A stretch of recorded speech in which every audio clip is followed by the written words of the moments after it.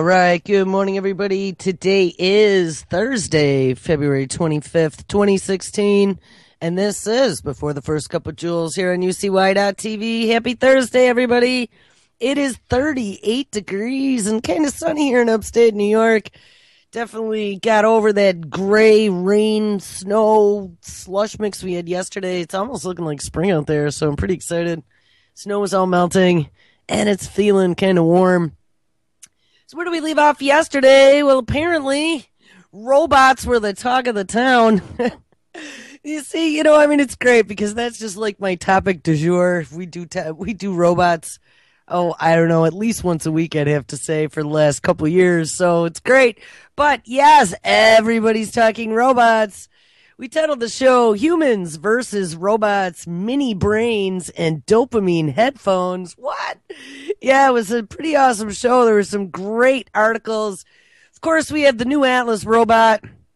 I heard about Atlas ad nauseum on just about every show I tuned into yesterday. But I got to tell you, I watched a few more videos on DARPA's Atlas, and man, is that a scary robot.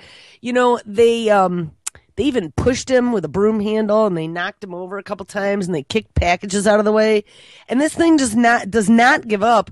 I mean, the way you thought that, like, Big Dog was scary running through the woods, and, like, when they kicked over Cheetah, and Cheetah got right back up and must have, like, some sort of internal gyroscope to always know which way is up. And that thing got right back up, and it fell, it skidded on its knees, and it got right back up. Well, this robot is doing exactly the same thing. He used to look like he was pretty top-heavy, but he doesn't anymore. So I would say if you have not seen the new Atlas, go out to Boston Dynamics. PigmineNews.com has them as well. There's some good videos, and just watch that. Send it to your friends and family, and make them pay attention to that. So anyway, humans versus robots. We did a story talking about how robots that look like us are apparently threatening to many people, and I would say to any normal human, if you are not afraid of the coming integration of robotics into our lives, you should be. We've done a lot of stories on the ability of robots to have rights, and whether or not, once we've created this life form that has some sort of cognitive abilities that can see, think, feel, potentially, do we need to give them legal rights? Well, now they're questioning the reasons that humans feel disgust for robots when they look more human. And they've determined it's because humans feel uncomfortable not being able to tell the difference between a real human and a fake human, i.e. an android of some kind. And I would absolutely agree with that. But what was even more disturbing about that story is that they are working on all the psychological ways, just like all this other stuff, resistant consumers. They are working on how to use psychology to manipulate us into accepting with open arms this coming merging with the machine. And don't forget, our mobile devices and this Internet of Things is just the next step. I talked about the contact lens that now has internet on it. I saw it was actually supposedly the next generation beyond Google Glass. Actually, we can look at this, I think, in a few minutes. Where I wanted to end up is from where we left off yesterday, though, was these dopamine headphones. Now, the mini brains, all right, the mini brains were beyond disturbing, these little mini ball brains made out of your own skin cells that they're going to use to test drugs and, of course, find a cure for Zika, right? We have all these kids now with brain disorders because of the quote-unquote epidemic of Zika. But hey, we're making little mini brains in the lab, and we'll be able to test all kinds of stuff on them and use you as our guinea pigs. But even better, If anyone remembers the DARPA ElectRx program where they were using sound waves and electrical pulses and things to stimulate the vagus nerve, and we've talked about the vagus nerve, that is that main direct connect between the gut and the brain. And DARPA was messing around with it, doing all kinds of experiments, and they discovered that when they stimulate that nerve, it has creates some marked changes in the brain as far as chemical production and such. We also discovered way before that our gut flora has a lot to do with our mood, whether or not you're depressed or happy. And they have discovered that is because your gut flora can directly influence that vagus nerve that directly influences your brain. Well, DARPA, their technology is now rolled out, and I find it very interesting. We only read like the first paragraph of the story yesterday, but as we get down to the bottom here, you're going to see how interesting it is that they say that the company that's putting this out hasn't provided any details about how this works or where the research was done. No, because we know where the research was done. They can't say, oh, this came hot out at DARPA's labs, mind control headphones, but here you go. Dopamine, the drug in the area of the brain that is stimulated, that causes addiction to things and causes addiction to all the wrong things, right? High fructose corn syrup, gambling, sex, cocaine, alcohol. I mean, that is the portion of the brain that can be the center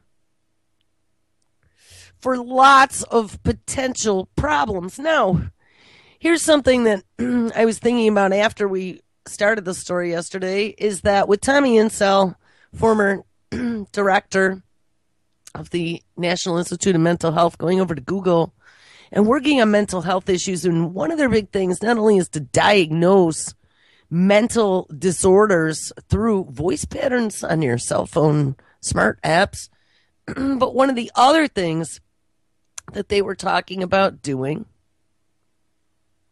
was, I totally forgot. I lost my train of thought. But it's okay. We'll get there. Wait. Oh, curing addiction. That's what it was. Dopamine. Sorry. I looked away for 1 second, and that's what happens. They wanted to cure addiction. And they got all kinds of nifty ideas now on how they can get into your brain and zip, zap, zip, give you some new DNA switch flipping drug with nanobots in it. I mean, it's beyond insane. I don't know. Look it up. There's all new research articles on ways to cure. They're going to cure our addictions because addiction has been diagnosed as a mental disorder. Okay. Before we get too off the track, let's focus now. Headphones that get you high on dopamine are tipped to go on sale next month.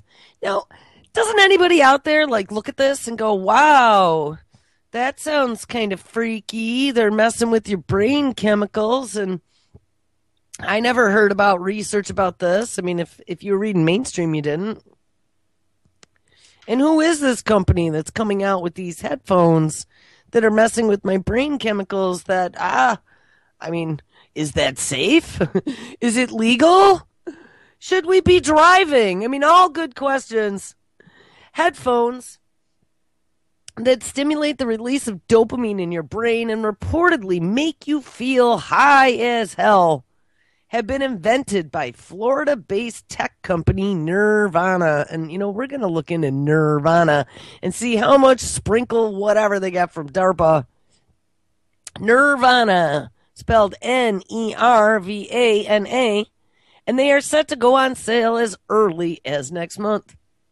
The headphones will pump music into your ears as normal, but at the same time, an integrated device will deliver a low-powered electrical signal, or shock, through your ear canal to stimulate the vagus nerve, which is the nerve that runs from the brainstem to the abdomen and plays a role in the release of dopamine, which is a neurotransmitter that helps control the brain's reward and pleasure center. You know, we absolutely want to get these guys and give them control of the reward and pleasure centers of our brain. This is just beyond frightening.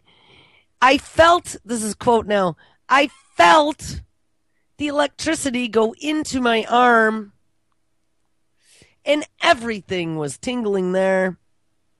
But the best moment for me was afterwards when I finished and I stood up, said the journalist Amanda Guterman for Futurism, which I guess is a publication. I felt like I reached a personal high point. I couldn't stop smiling or laughing, and I was like, oh, wow, for about 5 minutes. My happiness level was 10 out of 10.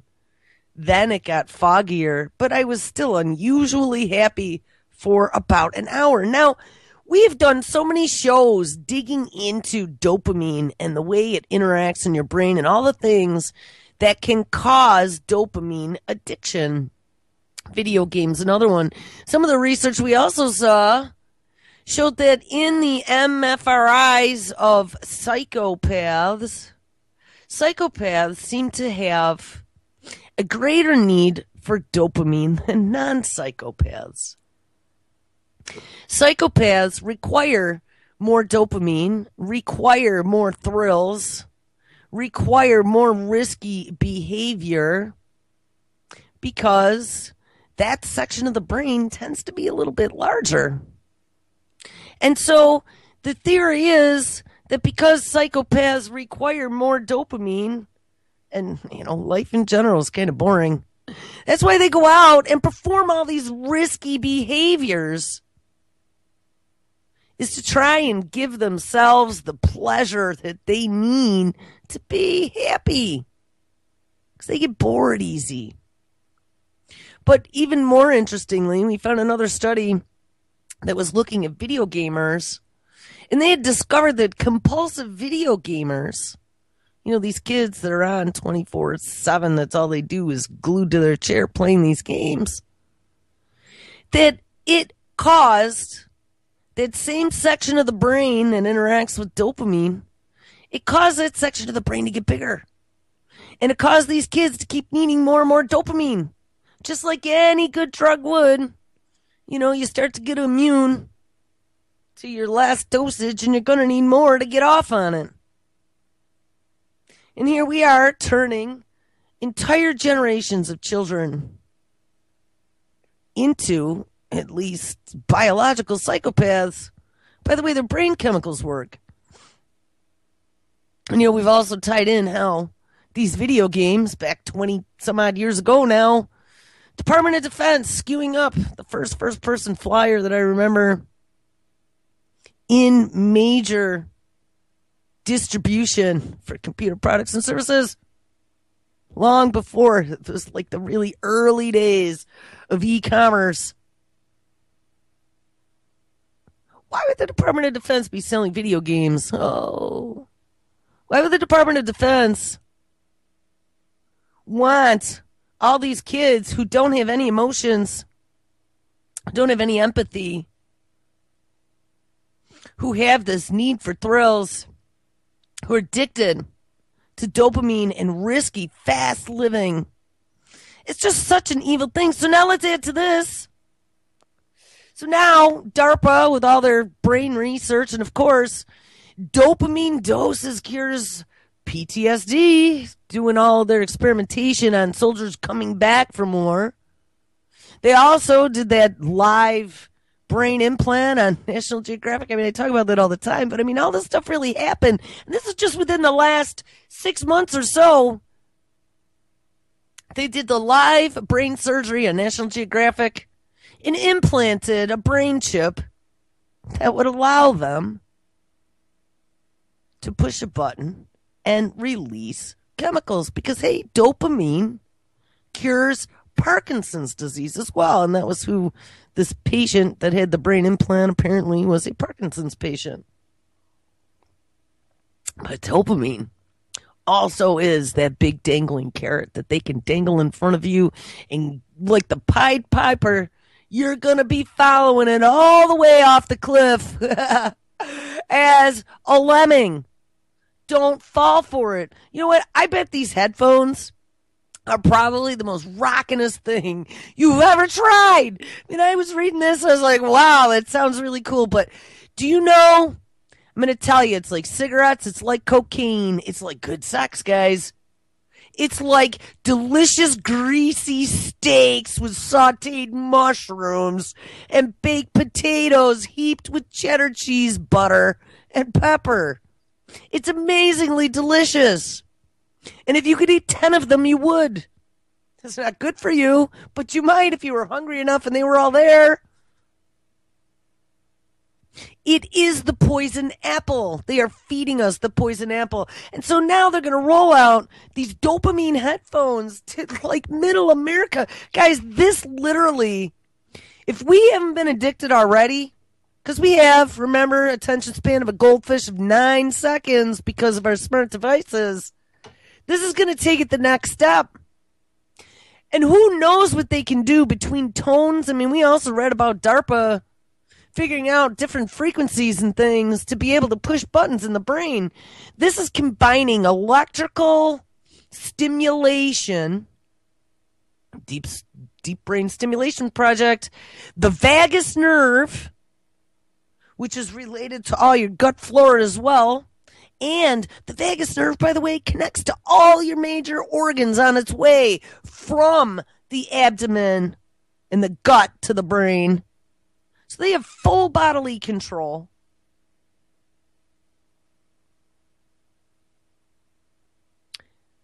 It's just, I don't even know what to say. So let's figure this out, though. So you're going to get this mega intoxication. So is it legal? Can you drive? Well, according to Nirvana, the headphones don't just deliver these electrical signals indiscriminately. Yeah. The technology analyzes the audio signal coming out of your music player and then syncs up the signals to the beats. How long is it going to be before they have some sort of partnership with one of the online streaming music services where then they could like literally program certain types of people to do certain types of things based on certain types of music that they listen to? And this is reaching a whole new realm of insanity.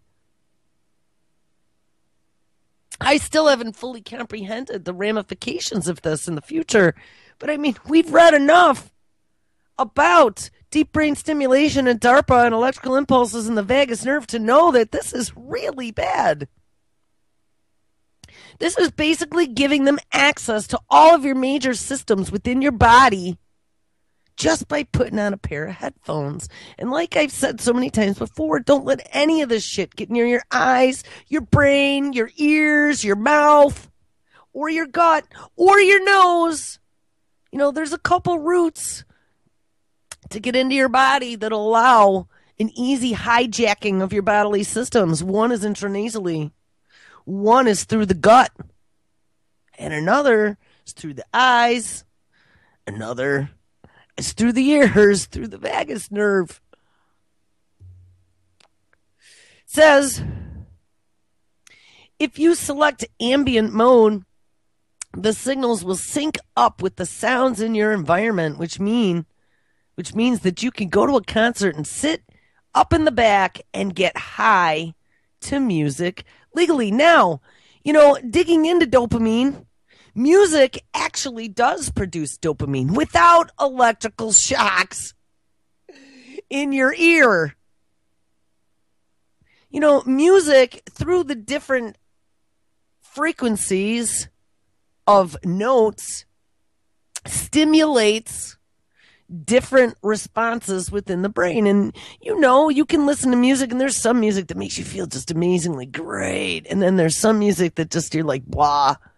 It has to resonate with you. But when you find that resonant frequency, like there are certain types of music I like anything that's got minor, dark, gloomy, dystopian music. That's always, since in the 80s, I was into stuff like that. And I still am into stuff like that. You know, there's just a certain sound that when I hear it, I can just close my eyes and I am somewhere else. That must be my resonant frequency. Just like the glass that shatters when you hit that note, beep. You know, I think that there's something very, very similar to that happens in the human body. And as a matter of fact, I just found a story the other day. Maybe I don't know, we're going to run out of time here if I keep yabbering. But there was a story, too, about scientists have now discovered that they think smell is done by vibration, which would make a lot of sense. I think everything is done by vibration and waves. All right, anyway, back to this. So you can sit back at the concert and get high to the music legally. So now it must be said that the claims surrounding these headphones have not been peer-reviewed, and the company has not published any background research that went into its development. Ding, ding, ding, ding, ding. Type in DARPA and look at Electar X, and you'll find the background research. It's very interesting that they even point that out. They're like, well, we don't know where this research came from. We don't even know if it works. So I can tell you it does work. I can tell you that because people are so dumb, they're going to run out and buy these. It's going to be a quick fix, cheap high while listening to music. And this is going to be the new hot thing. We should buy stock in this Nirvana. It's going to be the new hot thing for teenagers. Better than ecstasy. Better than whatever the new heroin. Whatever the new drugs are on the street that the kids these days are doing. This is going to be like the 21st century. Green, clean, white high. Look, kids, there's no ill effects and you don't overdose on this stuff. You don't end up in the hospital or with an adrenaline shot to the heart if you overdose. You know, I see it happening. I see this as the sit in the chair. I mean, I'm sure that we've seen many futuristic science fiction films. I'm trying to remember which one that was. I mean, Woody Allen and the Orgasmatron, I was thinking, but no, they didn't have music in the Orgasmatron that I remember, but I do remember a movie where some chick sat in this weird bubble white chair with the headphones in it, and that was kind of like this deep induction chamber that they use sounds, lights, and music. Same crap that DARPA's playing with. It all affects your brain. They're all wavelengths. All at different frequencies, and just like the old school phone system that used to be able to do the touchstone, boo, boo, boo, boo, boo, boo, boo, and it then worked on the SS7 network that allowed them to translate that into where they were routing the calls. Your brain works very similarly. Well, I mean, at a basic level. Don't quote me on that. Your brain does not work very similarly to a phone system, but like I said, I mean, the basic concepts. All right, anyway. So these haven't been peer-reviewed. The company has not published any type of background research that went into its development, so who knows where it came from. Maybe the aliens sent it. That was a joke. So as to whether or not these things truly deliver on what they promise, we cannot be sure. But if the technology is legit, it sounds like a pretty good way to while away a Sunday afternoon and not pay attention to the news and let them chuck all the fixtures out the back door as they're driving away the armored truck and you're still sleeping on a Sunday afternoon. What an amazing distraction. And if anyone ever saw that Snoop Dogg conspiracy theory video from a few years ago, I know I've played it on the show quite a ways back, but him talking about, I think it was Janet Jackson, and Janet Jackson putting that thing in her ear when she's on stage. And he says, I'm not putting that shit in my ear because they could like blow up a homie's head. And because he was told that. Well, you know what? I totally believe it. I mean, even with just an earpiece, I totally believe it. But now, I mean, they literally could blow up a homie's head chemically. You know, I mean, we should really start digging into what happens with dopamine overdoses and things of that nature. I wonder if it could send you into some sort of psychosis. Because I would think so. I wonder if it would cause an imbalance of other brain chemicals. I wonder if it could make you violent. Because I would almost think that, it probably helps you get rid of fear by working with the other chemicals such as adrenaline, and you have oxytocin. I mean, I don't know, they could stimulate like the love chemicals to go along with that dopamine. There's some really scary thoughts going on here. All right, anyway, so it sounds like a pretty good way to completely waste away your Sunday afternoon and keep not paying attention to what really is going on in the world. And as John Levine reports for Mike Magazine, the headphones will set you back $2.99, just a mere $2.99 for a forever high, and are expected to go on sale next month. Now remember, I also talked about price point. Price point's important when you're trying to get a technology such as this on the market and into the hands of a lot of people. $2.99 actually is kind of expensive. I'm going to predict by Christmas they'll be down to $1.99. But, once computers hit sub $1,000 PCs, that's when computers started to show up in the consumer section of the Sunday sale papers, and everybody had a chicken in every pot and a computer on every desk. Same with the home robots. As soon as the price starts dropping, guys, that's why Jibo was so scary. Because Jibo was going to be at that price point. I don't remember what his price was, but he was under a few $100. And I hope Jibo has gone to the land of the no longer living robots. As John Levine reports in Mike Magazine, the headphones will set you back $2.99 and are expected to go on sale next month. And if you are interested in using them on the go, you'd better be prepared to cart around a chunky generator. It's basically like carrying one iPhone for your music and another one for your electrical signals. But whatever you do, don't listen and drive. So here we go.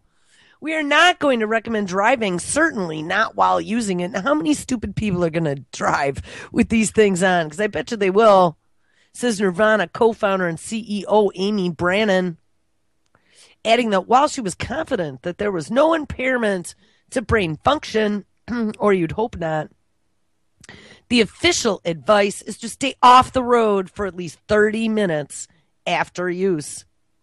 So if someone wants to volunteer to be the guinea pig and fork out a few $100s to see if they actually work, that would be great because they sure sound like a whole lot of fun.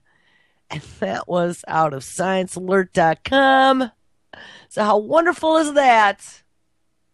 This is a really bad place to be going. And the naive, ignorant public that don't, we're all tinfoil hat wearing lunatics, start talking about something hard like brain chemicals, and they shut down.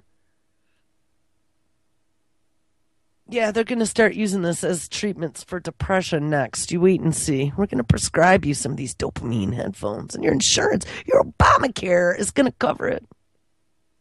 Put these on 3 times a day. Make sure you get your dose. And call me next week. All right, we're going to continue on brains. A mammal's brain has been cryogenically frozen and recovered for the first time. For the first time ever, researchers have cryogenically frozen a whole mammalian brain and recovered it in near perfect condition with the cell membranes, synapses, and intracellular structures all intact. Again, Woody Allen sleeper. What this means, honestly, those dopamine headphones might be the future of Gasmatron, people. Put those on and get yourself a new robotic sex doll, and you're going to be all set. Oh my God. I just had like a horrifying flash about that. They could do that too. All right, back to this cryogenically frozen brains.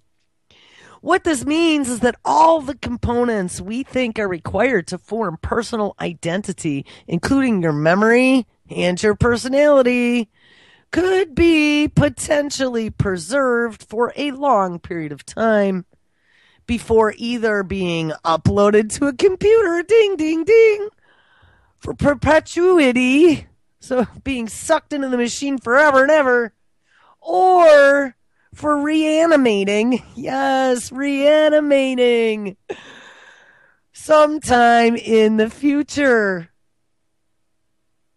Yes, it's what Walt Disney always dreamed of doing and actually never attempted, but I think he is still frozen somewhere. And what Austin Powers mastered with spectacular awkwardness. This is a big deal, says John Smart, co-founder of the non-profit Brain Preservation Foundation. It is the first time that we have a procedure that can protect everything neuroscientists think is involved with learning and memory.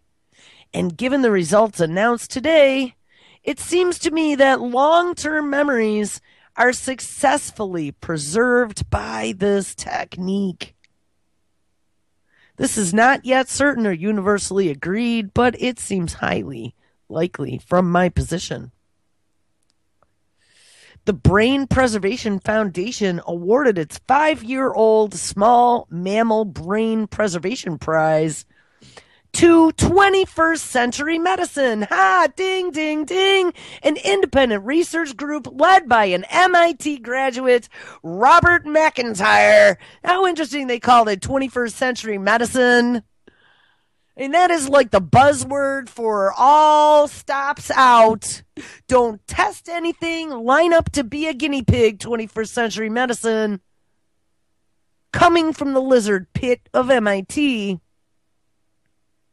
They awarded Robert McIntyre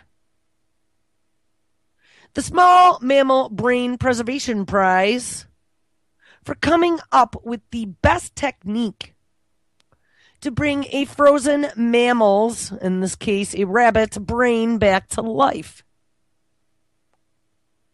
The researchers have pocketed $26,735 for their efforts, and here is how they did it. The team dispersed a chemical compound called glutaraldehyde into the internal structures of a rabbit's brain at the same time to stabilize it and to prevent decay.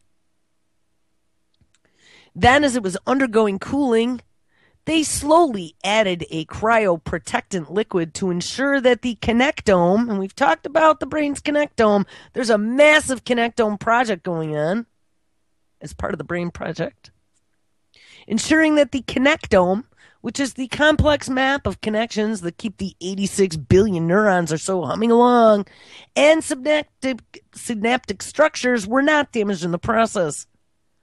This internal damage has been the number one reason why cryopreservation of the brain has failed so consistently in the past. The whole thing was converted into a near glass-like structure by cooling it to minus 130 degrees Celsius, which is minus 210 degrees Fahrenheit, for over 4 hours, which prepared it for some serious long-term storage. And when the team wanted to thaw it out, they just had to gently reheat the brain and flush out the cryoprotectant chemicals. The glutaraldehyde bought us weeks, and the cryoprotectant bought us centuries, says McIntyre to Gizmodo. That's a magazine that I read a lot. Judges assigned by the Brain Preservation Foundation. Did you know we had one of those? Judges assigned by the Brain Preservation Foundation were then tasked with figuring out exactly how the intact brain remained throughout the procedure, using electron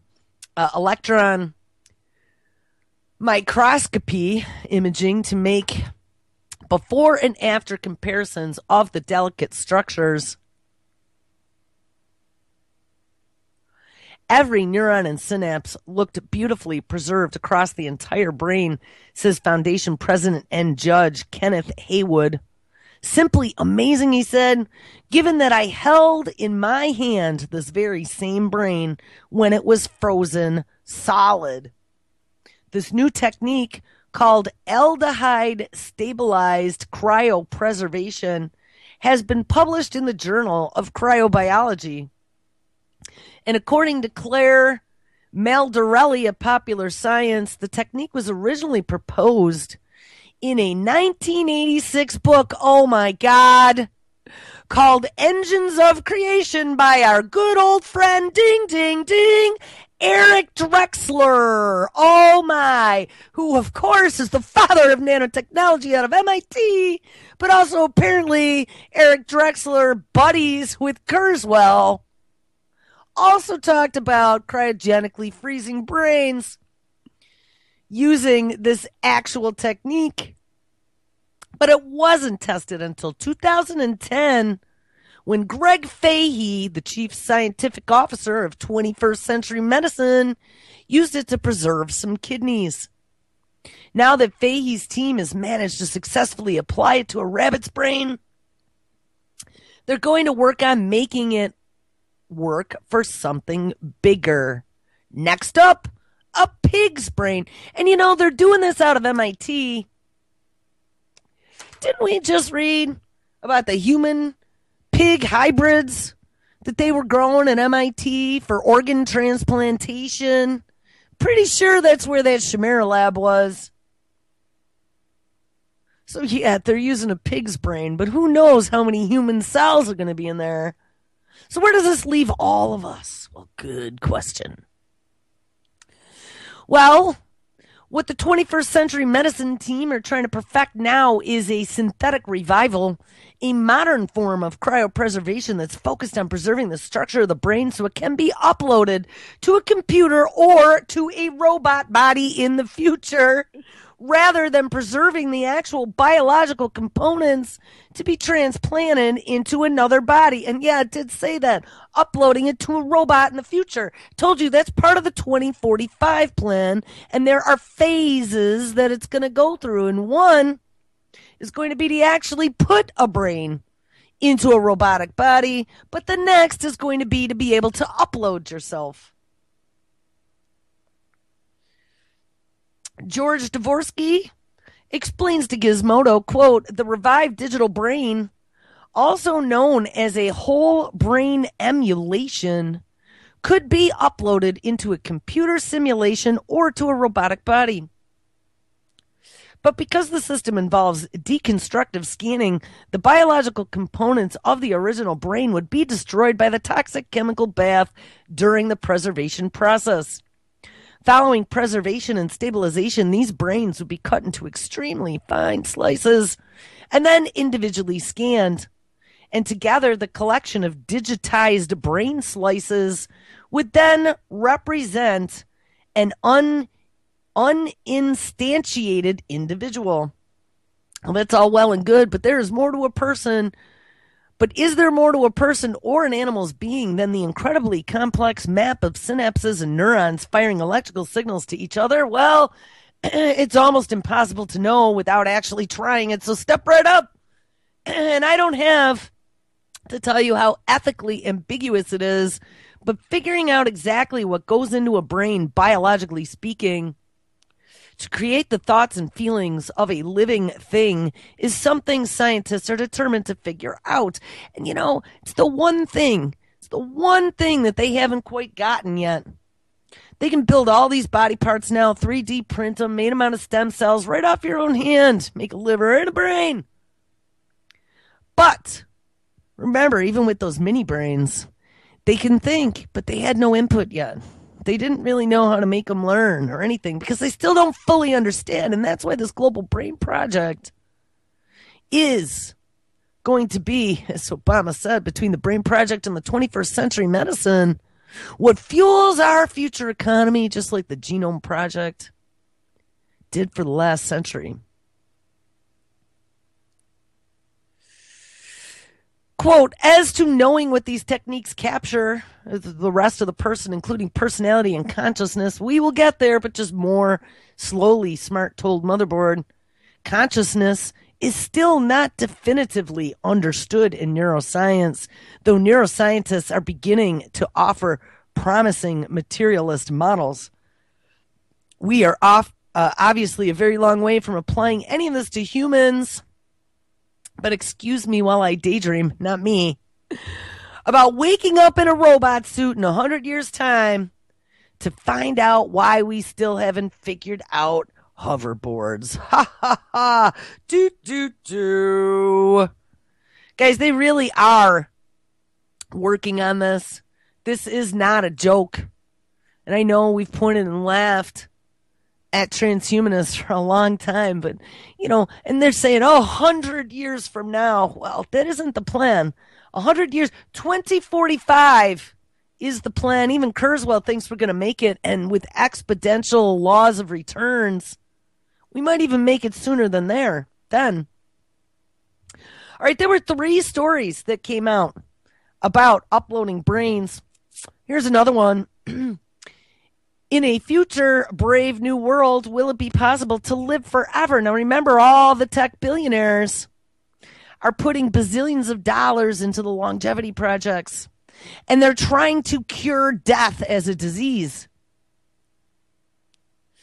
January is the month, and this was from last month, January 18, 2016. January is a month for renewal and for change, and many of us have been gifted shiny new fitness trackers. Yes, your Fitbit, Internet of Things attachment. Treated ourselves to some new gadget or other, or upgraded to the latest smartphone, all dopamine-producing tools. And as we huff and puff our way out of the season of excess, we find ourselves wishing we could trade in our overindulged bodies for the latest model. Now, guys, when you start looking at also these virtual reality goggles and how this VR stuff, we saw Facebook now is jumping onto the VR bandwagon. We got all these different industries between football and NASCAR and the boxing matches that are all going to be jumping on board concerts. So you can get a front row seat. It's going to blend the lines between reality and fantasy. Whether you're here or there, doesn't matter. You are going to be in the Matrix. And I talked about this a long time ago. I mean, obviously you're going to get bed sores if you're sitting around 24/7 in a chair plugged in or with goggles on. And goggles are just the next step. Then come the brain implants or the dopamine headphones. But what's going to happen next? Your body is going to become useless while you're living in your mind. Well, hey, that's why this is so huge. Because you know what? It won't matter about your body anymore. We'll be able to just upload you and download you into a new avatar. And you can look or feel however you wish in the future. They're priming society for this technology. The reality is that even with the best of care, the human body eventually ceases to function. But if I can upgrade my smartphone, why can't I upgrade myself? There you go, guys. Augmented cognition, too. You remember, the smartphone was one. Google Glass was next. And then, we're going to be able to put these headphones on. And, yeah, it's going to be great. And people just keep wanting more and more and more of the dangling carrot. The next will be put in the implant. Do the body mods. What did we find out that was called? Body hacking. People sticking magic, what did Regina Duggan call them? Your superpower chip under your skin. So you can just wave it at a door and it opens miraculously. Or you could buy things by the wave of your hands. Using technology, it is not possible. Is it not possible to live forever? They ask. Well, after all, humans have been upgrading themselves in various ways for centuries. So, of course, this is just normal. The invention of writing allowed us to offload our memories. Suits of armor made the body invincible to spears, and eyeglasses gave us perfect 20/20 vision. And this is something that designer and author Natasha Vita-Moore has been thinking about for a long time, where she, in 1983, wrote the Transhumanist Manifesto, setting out her vision for a future where technology can lead to radical life extension, if not living forever, then living for a lot longer than currently possible. Vita-Moore has also designed a prototype whole-body prosthetic that she calls the Primo Posthuman. This is a hypothetical artificial body that could replace our own and into which we could, in theory, upload our consciousness. This is more in the realm of living forever. But it is a concept as distant to us as Leonardo da Vinci's sketch of a flying machine was to 15th century Europeans. But even so, while the replacement body seems much closer to science fiction than science, recent advances in robotics and prosthetics have not only given us artificial arms that can detect pressure and temperature, but limbs that can be controlled by thoughts using a brain-computer interface. And we've looked at all this stuff. Of course, it was all in the name of the brain-damaged, explosion-damaged vets that they sent into war, got hurt, came back, and they had to fix them. It's a captive audience. We got brain-controlled limbs now. Look at how cool this is. But we also got our guinea pigs out of it all. As a transhumanist, Vita-Moore is excited by these scientific developments. She defines a transhumanist to be, quote, a person who wants to engage with technology, extend the human lifespan, intervene with the disease of aging, and wants to look critically at all of these things. Transhumanism, she explains, looks at not just augmenting or bypassing the frailties of the human body, but also at improving intelligence, eradicating diseases and disabilities, and even equipping us with greater empathy. Yeah, I don't think that's going to happen. Equipping us with greater empathy? As you're destroying the biology of the planet? That gives you empathy. It's all a lie, people. This is all a lie. I mean, this is for real. Don't get sucked in by the poison apple.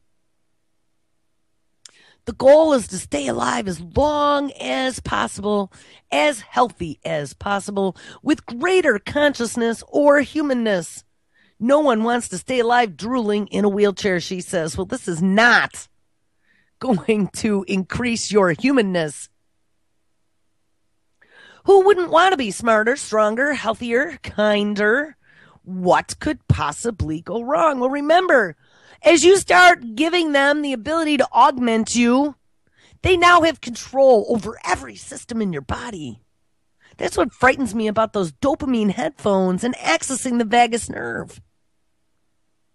You know, it connects to every organ, all your major organs, all the way up. And they can be manipulated by that nerve. Well, what could possibly go wrong? Well, a lot, says Dr. Fiantra Obachian, a Marie Curie Assisted Research Fellow at the Institute of Ethics at Dublin City University, whose research involves the ethics of technology. Take, for example, being taller than average. This correlates with above average income. So it is a desirable trait. But if medical technology allowed for patients to choose a taller than average child, we've talked about this as well. They just gave the green light to genetic modification of human embryos in the UK. You know, of course, they can only live for 7 days. And of course, it's only for research. But remember, China's already done it. China's got clone factories ready to roll. You know, it's not going to be too long before people with cash especially can have their own custom developed hacked embryo that can be born into a child. But if medical technology allowed for parents to choose a taller than average child, then this could lead to a height race where each generation becomes taller and taller, he explained. Similarly, depending on the society, even a non-homophobic people might select against having gay children, assuming that this were possible, if they thought that it would be a disadvantage.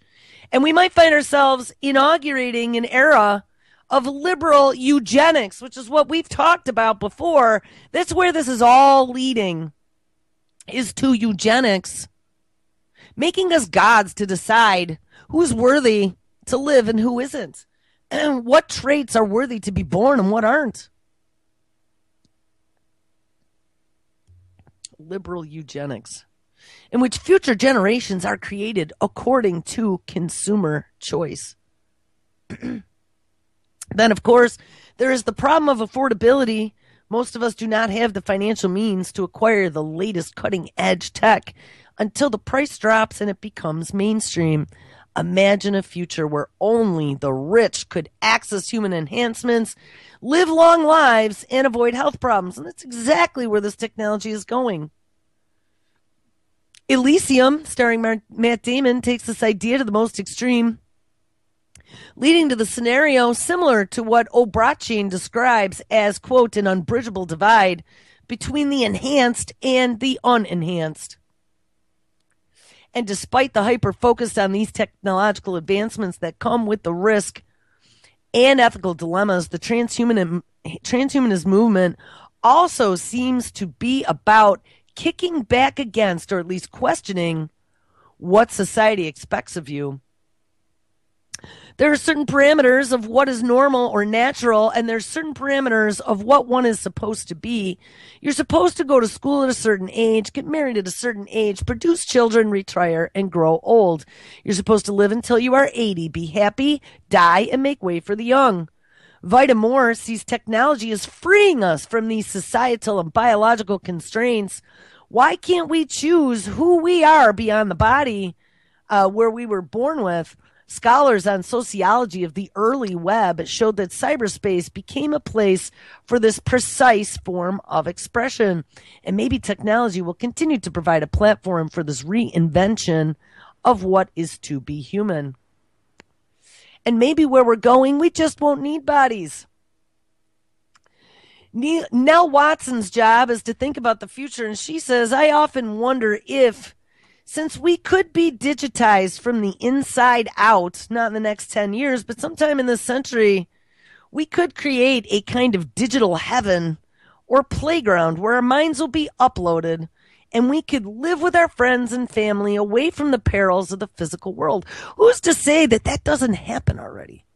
Who's to say that that doesn't happen on some dimensional level somewhere that we just don't quite understand yet?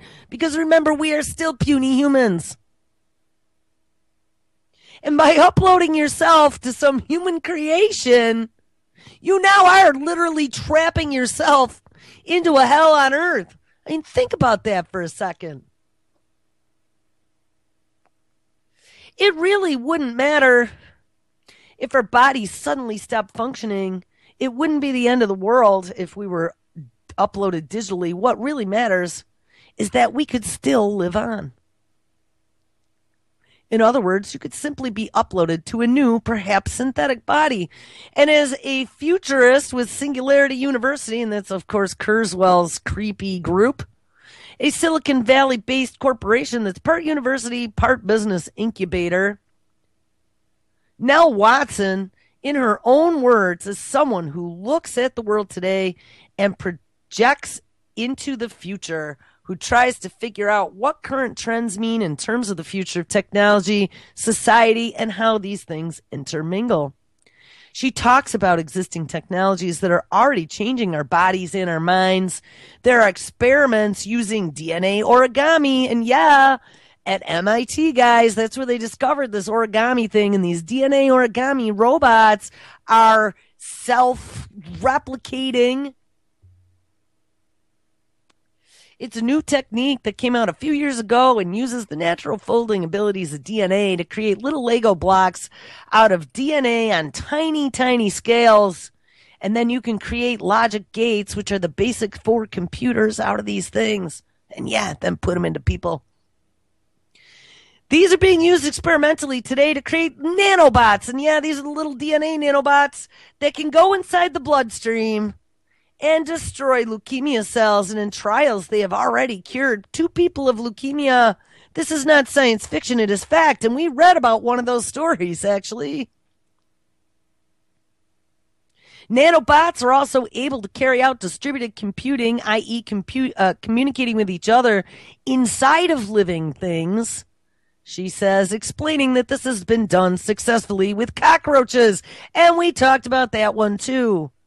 The cockroach is essentially an onboard computer. And if you scale this up to humans and optimize it, there's no reason why we cannot have our smartphones inside of our bodies. There you go, people, and carry them around.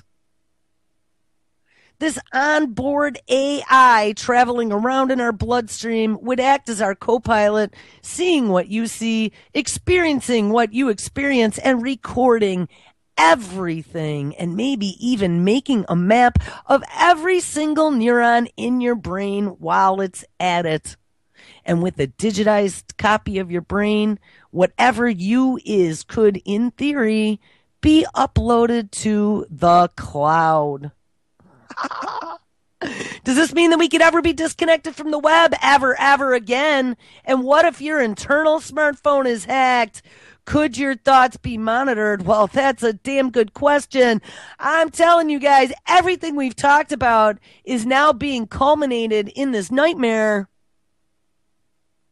Humans have become so dependent now because of the dopamine on our smartphones and so used to sharing data with third parties that this co-pilot inside of us might be all too readily accepted without deeper consideration. And they open their arms, and I'm telling you, the American public will accept it readily. All right, guys, make sure you stick around. It's Thursday. Mr. Kevin Blanche is up live next, and it's 7 Game On with Ron Stevens at 8 p.m. Eastern, Behind the Woodshed with Hal Anthony. This week's show at 10 p.m. Double Cross Radio with Chuck, and at 11, the Anti-Media Radio with Mr. S.M. Gibson. All right, guys, make sure you stick around, and I will catch up with you tomorrow. Everyone, take care.